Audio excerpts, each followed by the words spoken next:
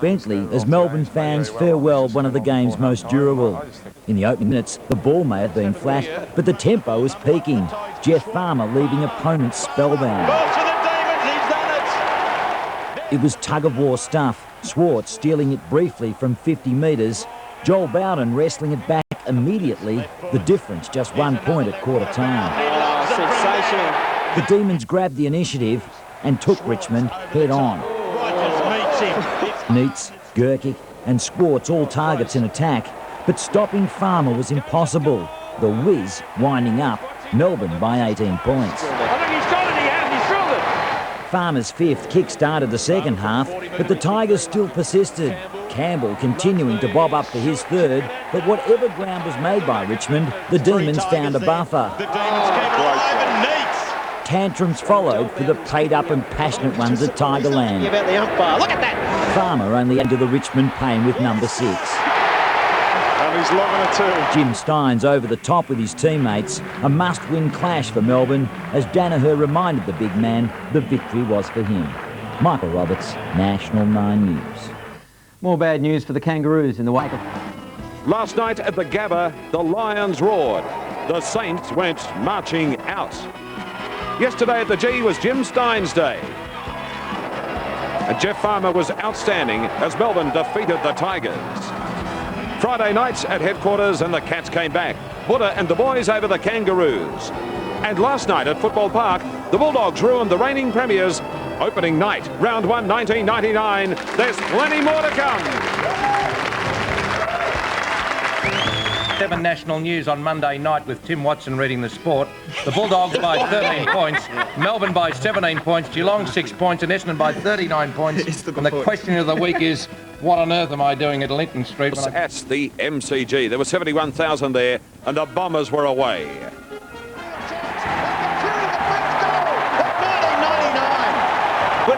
And the first, what's your decision? Mark or goal? Or was it touched or marked? No, the mark has been paid. So it's hit in the opener, our first contender for the Cadbury Mark of the Year, Lappin. Mercury also. Clever. Mercury magic. Bruce loved it. 45 out. Wonderful. Magnificent. Yes, Mark Johnson. Welcome to the big time, Johnson. One of 4 rookies out there tonight. But decent. And Ange cops one. That's what he doesn't want with a crook back. Well, it's a good test for him, isn't it? And there's no one going to give any favours in a game of AFL football. To Friday night, and the King was back. The King's done it. And goals.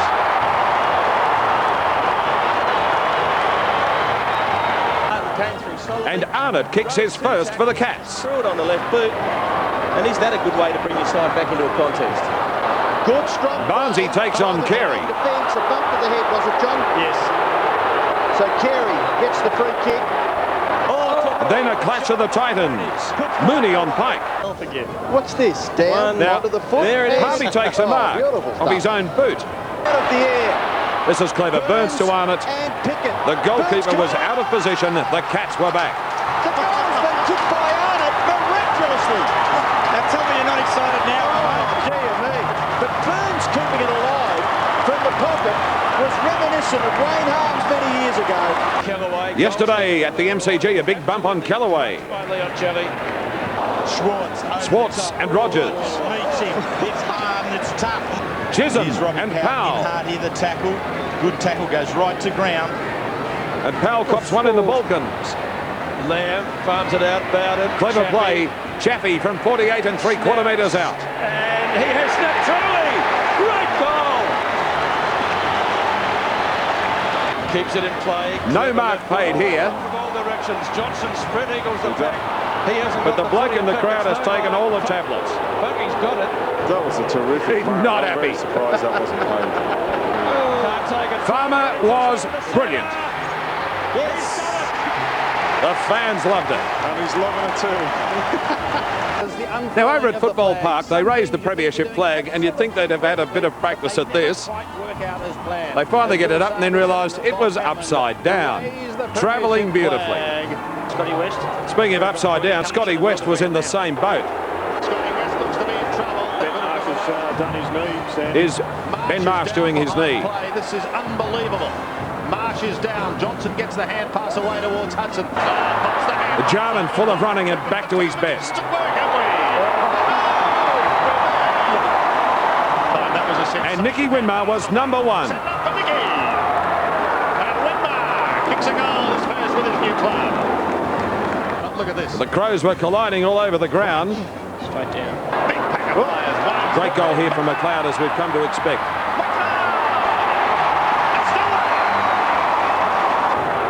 Hudson had a big night for the Western Bulldogs. They were home. It in towards goal, and that could just about seal it. To the ground. Now to the Gabba. And White for the mighty Lions. White got a little bit of a touch. Down goes Hodgson. White again. Back over his shoulder. Best goal of the season to the Lions. He got it. And then Ackermanis with this brand new hairstyle. Magnificent. The great pass to White from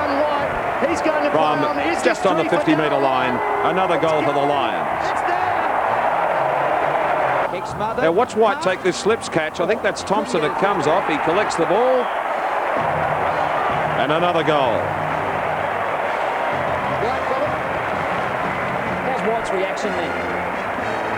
But it was just too easy for Brisbane. Beats him easily. Johnson the goal.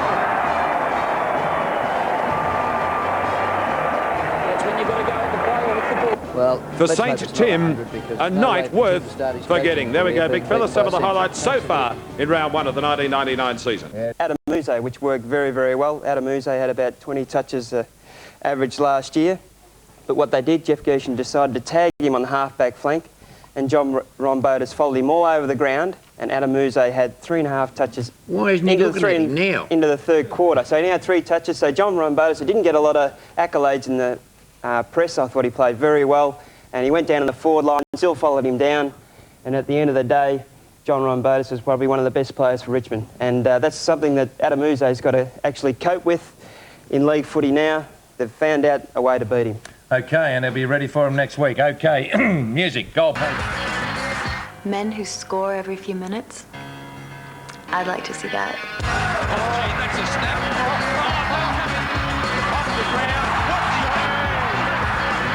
So you're supposed to sprint, bouncing a ball, shaped like this. How do you do that?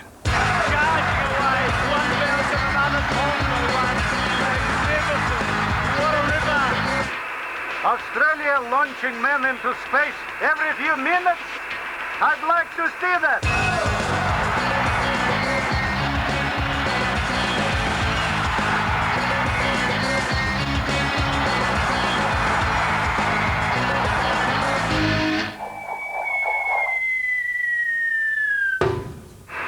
What was that? Tonight, Did he win or lose? He lost. he was living his father's dream. Next time, we are going to win. Trapped by his father's fear. He's not going to America. I won't let anyone destroy this family. In the face of tragedy, he found a new life of hope and conquered his lifelong dream. Jeffrey Rush in his Academy Award-winning performance. Toyota presents Shine tonight, 8:30 on 7.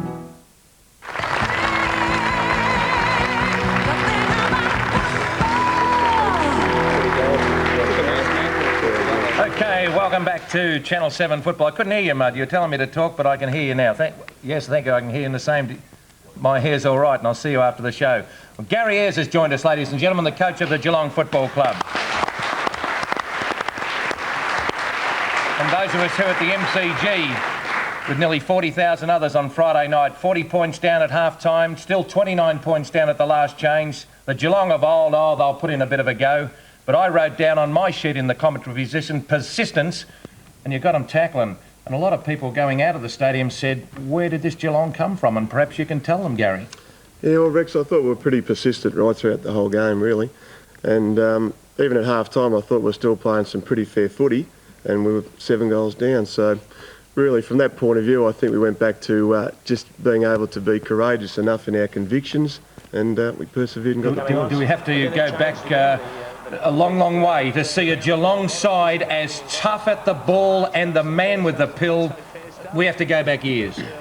Yeah, well, I thought really our pre-season's been pretty solid without sort of doing too much as far as what people would like to see, I suppose, from a media point of view. But, you know, I thought we really attacked North pretty hard, and even with Jason Mooney there showing some presence, and it really created a spill, and of course we ended up getting a goal out of this passage of play. So Scholl ended up kicking a goal, so that makes it even better, doesn't it? Do you reckon Jason Mooney and Simon Hunt just balanced up in the forward line a bit? Yeah, I think so, Paul. I think they got good contributions, and it's going to be important that they maintain that because they're at another league club, so I think it's important for those opportunities to be presented to those two guys. And Glenn Kilpatrick seems a lot hungrier this year. Did you think he had a bit of lapse fitter. mentally? Yeah, a lot fitter. He's fitter because he had a bit of a knee problem last year and also to a hip problem, but no, certainly he was a very good contributor for 4 quarters on Friday night. Gary, talking about the fitness, the new fellow Loris Bertolacci, whatever his name is. What is his name, Betty? It's actually Bertolacci. Bertolacci, all right. But has his system changed their physical attack on the ball at all in his actual training? Oh, I don't think so, Bob. I think it's just been a little bit more balanced pre-season. We actually worked pretty hard in 1997, 98, and I think the guys this year had a much more structured training, and of course I think they're a little bit fresher and a bit fitter. Yeah, Gary, Clint Bizzle and Darren Milburn, they seem to have come of age. I think Bizzle had a great year last year, and Milburn just played fantastic on the weekend. Yeah, it's important, Nick, because I suppose when you're a young player you need to take that step forward, and of course they're 2 players that we do rely a lot on because obviously of the overall abilities that they've got to be able to get the ball and use it properly, and I think they're both pretty smart footballers. Okay, we're running some footage on the great comeback as jumping Jimmy Steins talks to our special guest Gary Ayers from the Geelong Football Club. Yeah, Gary, I noticed you left Spinks out, which I think some people were surprised. He kicked 5 in the reserves. Yeah, he did, Jimmy. He's actually had a pretty interrupted pre-season. He missed, I think it was 7 weeks with a shoulder problem. So he's really only played 1 game since he's come back, and really it was a tough decision to be made because I think our injury list is certainly better than what it was, say, this time last year, and unfortunately someone's got to miss out, and it just happened to be Brett, but he went back and played well in the reserves and kicked 5 goals, so it puts a bit more pressure on the match committee. Gary, you've had a great record against North. What do you think it is, matchups or just, I don't know, sort of we've seemed to struggle with them the last few years, and as a lot of sides have, seemed to match up well against them? Yeah, I think it probably just comes down to that, Matthew, really. I think it gives you a bit of confidence if you know you can work one-on-one with the opposition, and really the guys, I've got to give them full credit because I thought they were very, very good on Friday night, and it obviously gives them some confidence and hopefully it gives them a bit of momentum. Did you send Benny Graham up the forward line to use his own initiative for Gary? Yeah, well, no, he used his own initiative in that second and third quarter and actually got on the end of one and scored a goal. Yeah. But in that last quarter, I actually put him up there because I felt we had to win the game, and it might have just thrown North out a little bit perhaps, but I think it was about 15 or 16 minutes in the last quarter, he ended up going back into defence anyway. But look, it gives him a bit of versatility and it shows that he can play in other positions. Okay, before we go to the votes, just an observation from my point of view. A nice bit of touch when Gary Hocking was talking to Channel 7 after the game. The players waited for him. And just a small comment from you, Gary Ayers, in the fact that Buddha now seems ready for the captaincy. I gave him best on the ground. I don't know what Jason did, but he seemed to just revel in the pressure and the real atmosphere of being captain. Yeah, I think he's matured a lot, Rex, since he had it a few years ago, and I think that's a credit to Gary to be able to control, obviously, a lot of his emotions. He's very hard at it, and of course we know he's pretty persistent at the bottom of the packs, but I thought he led really well on Friday night. Okay, here are the votes as Bobby comes in with the goodies, and from Jason Dunstall, he gave young Milburn 3, and I'm not going to. Number 39, he was sensational for 4 quarters. The Buddha, and young Brendan Sanderson, is he a goer? Number 27, keep an eye out for him, an unsung hero at Geelong, and it seems they're all unsung heroes, but I tell you what, you call them soft at your own peril. Here's a Geelong flyer, one of the softest players of all time at Canning Park. What sort of a rabbit that? Gary, how would Gary been chasing him? I'd have left him 25 yards behind, Gary. Only because I was scared to death. From play court, there's this marvellous package to Geelong pen.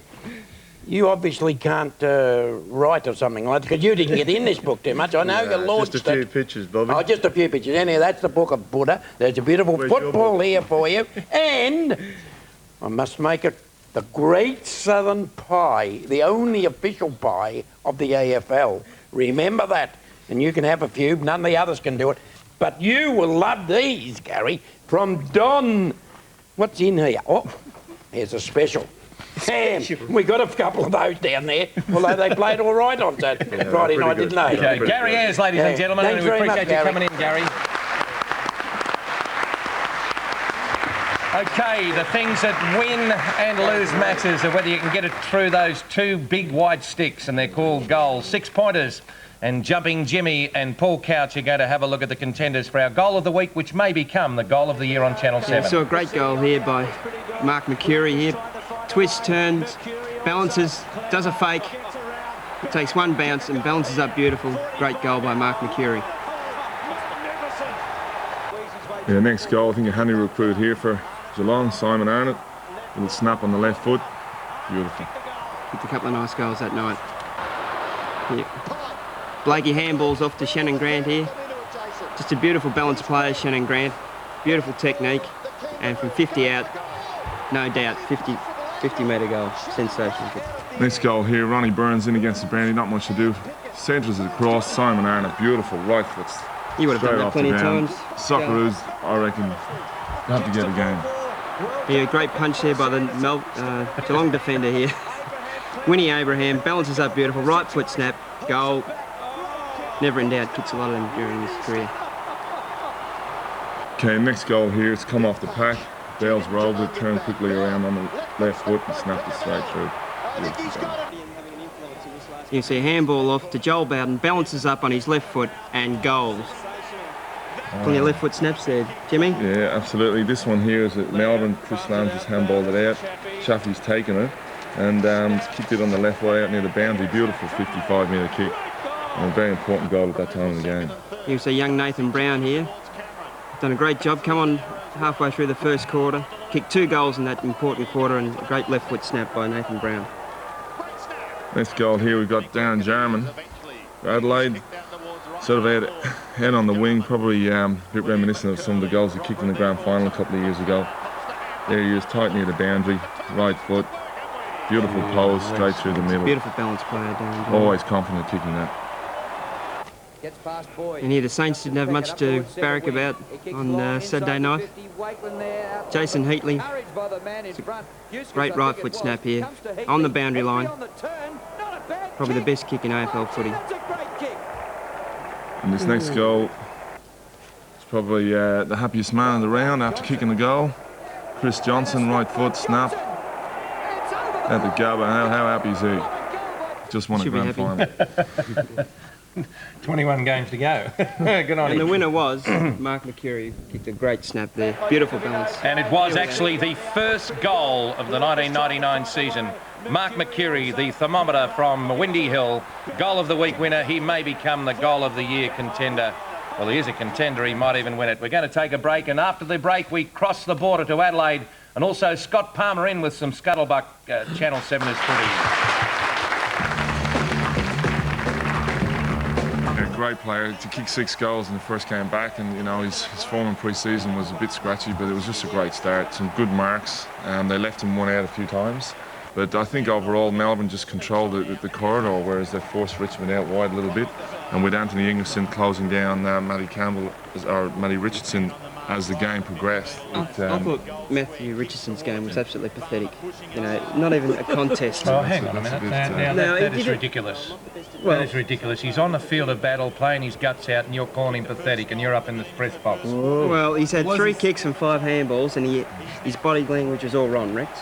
It was his 100th game. I think he was a bit nervous, but I thought Richo actually contested really well, and I think they were pretty happy with the contest that he actually went for. How was his physical condition? He looked tired. No, he's fit as a fiddle. He's ready to go. Fit as a fiddle. It looked like he'd done. Well, it's up to the Richmond players. If he's covered, it's like if Matthew's covered, someone else comes in, Scott Lucas or something. Yeah. If Farmer's covered, you get Lyon back or you get Neitz and Swartz. The fact is that Richmond have got to have alternative ways to goal, Nick. You played half-back flank. What was the reason behind that? You've won the best and fairest last year, playing half-forward, ruck-roving. What was the start there? Matthew Knight started on the wing. Come good when he went into the centre.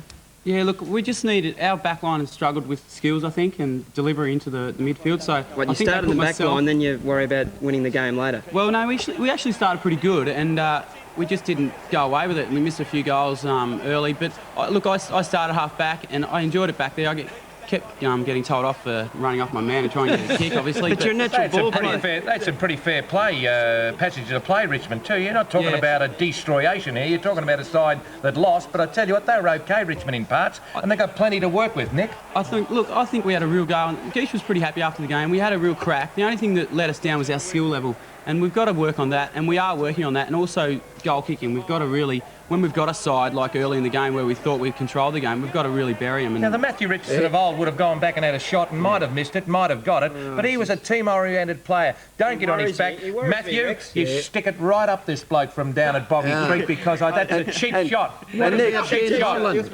a cheap shot from a bloke. When did you realise that Farmer was going to be such a danger, and who was your best pick to put on him? Well, look, we had Ross Funk start on him. Yeah, and it was a big move, but he's very fast and very strong. Ross did pretty well, but he's a great player. And we had Roger, who's our best tagger, was playing well on the wing. And then eventually we had to sort of weigh it up whether to put him back there, and we did, and he did pretty well. But get the votes up. What about Ben Holland? Just shut up. Get in there. Ben Holland. Just show me stats and I'll shut up. Jeff Farmer, Stephen Tengay, and M. Rogers of Melbourne. I think that might be Matthew Rogers, R-O-G-E-R-S. I think he's a Richmond man. R-O-G-E-R-S. Yeah. And what do you want? Well, I'll throw to Craig. Quick. Commercials. The result, out of this world. Australia launching men into space every few minutes.